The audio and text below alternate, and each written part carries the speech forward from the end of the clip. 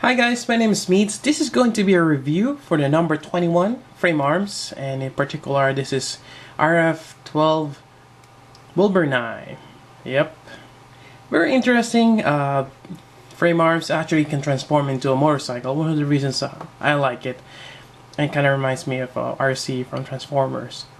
And this is 1/100 scale.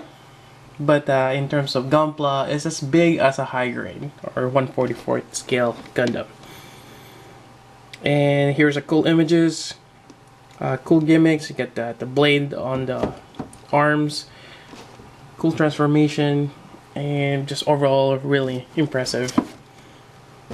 On the side here, more jargon, ages 14 and up. I kind of see why. This is well, actually in the box here, I believe that says 4,400. That's the cost of this. A little pricey, about 45 bucks, but I think on AmiAmi right now it's roughly $30. It is a bit expensive compared to your Bandai equivalent, but it's one of those, has a unique design, and it's really up to you if you want to pay that upfront cost. But nonetheless, I have another reason why I want this. The reason being is I need a bike for my block rock shooter. We've been getting teased of the concept bike for the BRS 2035, or the game version of block rock shooter. Not sure when it's gonna come out, maybe not even. And I've been wanting to find a bike, an alternative bike for her, and this seems to fit the profile and actually fit quite well. And that's basically one of the reasons why I got this. It is expensive, but I think it's well worth it. Plus, you have the whole transformation gimmick as well. So let's take a look at this. Alright, we have the mold kit here, and I just want to give you guys a heads up. If this is your first time building a frame arms or consider getting one, it's quite different from your Bandai mold kits. It's kind of the same, you snap plastic pieces together, but this one, for some weird reason, it's slightly fragile, in a sense that the way they connect the parts together, you sandwich two pieces. Like a good example would be the leg right here, the top and the bottom part. You sandwich that, and there's a peg on top, and the peg, well, half of the part is on top, the other is the bottom. After a while, through movements, that thing, the two pieces will separate, and that's what I mean by a little fragile. And that's kind of predominant in other parts. The best way to fix that is just glue the pieces together, and that seemed to be working well for me. So just a heads up, it's slightly fragile, but overall it works. So that's just a little heads up. Moving back to this thing is great. It's awesome. Gonna have that Wolverine. You get those three blades there. Doesn't have quite a hand here. It just connected. You can even bend it back. You can do some awesome poses. And you get the wheels here on the shoulder. Actually, you can actually move it. Another thing, the shoulder, the way it's connected, this gray parts here, again, sandwiches the white shoulder area right there. And once in a while, it does pop off. You know, I just want to be honest here. Again, the kit is great, but there's a certain connection that it's just doesn't quite work well. Then you have the knee here. You can rotate this, the wheel. It's connected to that joint right there. I'm just going around this. The ankle, I'm not too fond of how they did this. This part lets you pull it down. It doesn't lock or anything, but it doesn't have really, well, there's a part right there where you have to remove it, or it's just weird how the ankle is made. I mean, it kind of does the job, but it's weird that it's broken up in that front. Makes you just want to lock it in place, but it doesn't give you much dynamic pose with that. And this thing, you have to actually arch the foot back, so this thing will lock on top, else it's just, yeah. Hip movement, we do have hip. You get the mid joint, you get the neck. You have that cool orange visor right there. The shoulder, you got double jointed on the elbow. I will just call this the hand right here, although it's just a piece that connects the 3 blades. And then you have the side binder here. This does come off a little bit loose. And again, I don't know if you guys see that, but one part of the plastic is on this side, the other one's the other side of the peg. Again, super glue those things together before putting this on. It'll help. Otherwise, if it's still loose, I usually just add a bit of masking tape on the peg, and that kind of helps it. Give that a little bit more, what do I call this? Increasing the diameter. Otherwise, let's see. I think the other part is just for transformation. Then I think you have front skirt, which is flat looking up front, but it has more on the side. On the back, this thing kind of detaches, but you can put it back on. You can move up this part of transformation, and you have this part here also. It's kind of like a back skirt. And oops. Yeah, it seems like a lot of the parts here are just connected to two pegs on both sides. I kind of wish they designed it a little bit better. Even this one is just a peg. Yeah, just got a peg that goes in. It's not really I mean, once you break that peg, that's it. You gotta pin it. So be careful when building this. But nonetheless, the design is just amazing. Alright, so why don't we go to transformation? And it's actually, I had this mold kit like a month ago. Did some picture, forgot I didn't do a review. So to transform this, it's actually this part here, this half of the wheel. You can actually open it up. There's a cool gimmick right there, which lets you flip it over. I think it's right there. There's actually small tabs there, which is quite pain in you know what to take out. I think I might have to use some kind of small what do you call this, screwdriver, which I have somewhere in my table. And here we go.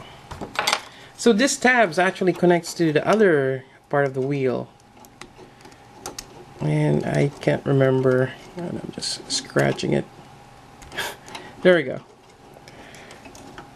Open that side and this one. They didn't make this easy. So I'm gonna do the other side also, but that's one part. Let me do the other side. So next part is we kind of move the two shoulders up front and rotate this. Basically connect them, and they should just snap in place. Well, we're hoping. There we go. Alright, get that front part of the wheel. And I really like this concept of without any spokes, rimless. But eventually we're gonna get there where cars, bikes will have this. It's kind of cool effect. Alright, so we have this part here, and there it goes. Alright, let me fix that. And alright, managed to put it together, and it's kind of hard to do it behind the camera. So anyways, so again, this top part is actually the front, not the back of the hand or arm. And they said to put this up, and this part actually kind of covers that head part. Like that. It actually should go in a little bit more. There we go. So that's that part. And moving on, let's see. Hold on a second, I'm reading the instructions. Okay. Let me just remove this part for now. I'm gonna lower this down and rotate it on the back. Same thing with this side. So I'm just moving the whole shoulder up like so. Alright, we got that part. And next part is underneath here. There's actually a separate piece, which I have it somewhere in here. Hold on. This part here, which you have to connect down here. This actually will hold the two legs together.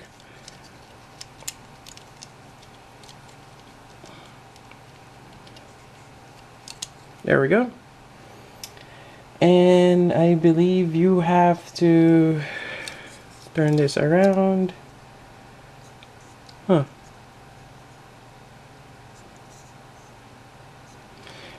It's gonna be the same thing as on the top part, so I'm gonna go ahead and flip it, turn this around, and connect it with the other part of the leg.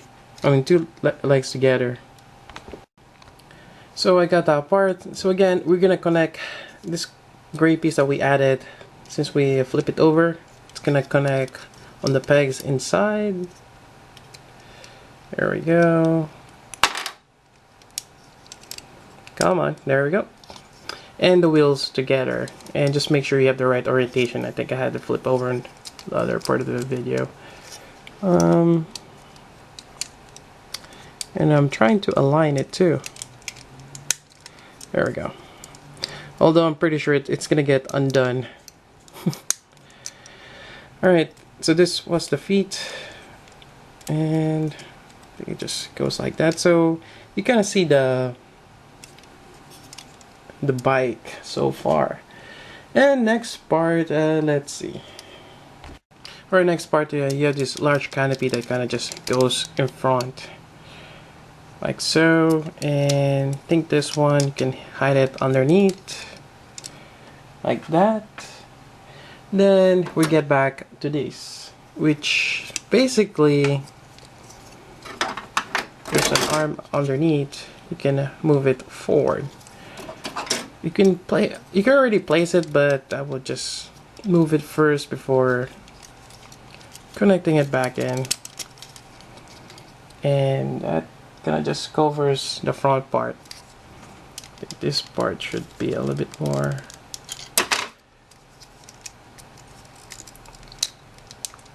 There we go. I think that's how it is. Maybe a little bit more. There we go. Nope.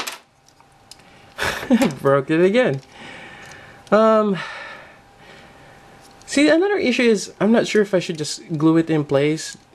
I don't have to have the problem of putting it on together. Let me fix it. Alright, managed to put it together.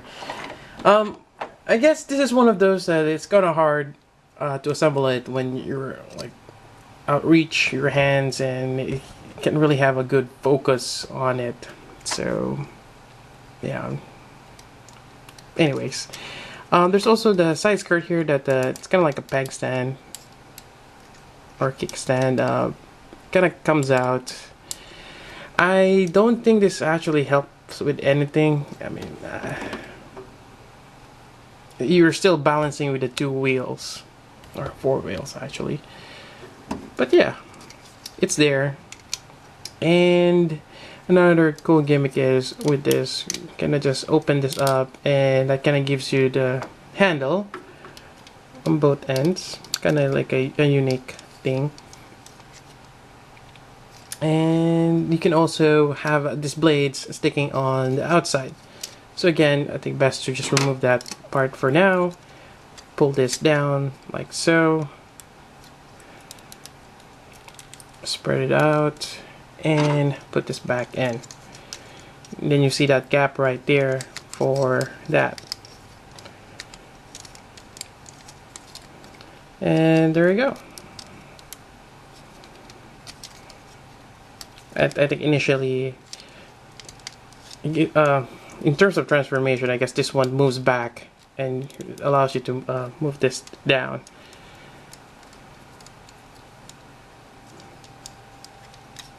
And there you go. You can do the same thing for the other side. I would say it's not too bad in terms of the way it's designed. I really liked it. This is a really cool design for a motorcycle. Yep. And now the big question is, how do you put Figma Block Rock Shooter on this? Well, let's give it a try. So first thing you have to do is position Block Rock Shooter in such a way. You might have to use this hands here where it's just kind of open. I don't think the other ones can actually grab the handles. And getting back to this guy here, Wilber 9, you actually have to move back the cockpit or canopy, I guess. Like so. And this kind of gives you an option now to put whatever you want on the back. You can slide the legs down here and grab the handle. And that's pretty much it. Actually, when I got this, I'm kind of afraid that it's not gonna work at all. So again, it takes a little bit of patience trying to mount her on the bike, but so she'll be kneeling down. It's a weird way of riding a motorcycle, but that's kind of how it's gonna be. And there we go. Actually not too bad, and it works out. And you have your bike for your Block Rock Shooter. It's kind of cool. You have the wings on her back ready, and then you have these blades here. You can have him flying or whatever. So that's basically it. Again, there's a lot of playability with this frame arms. You can have him transform, or most likely in his awesome motorcycle mode.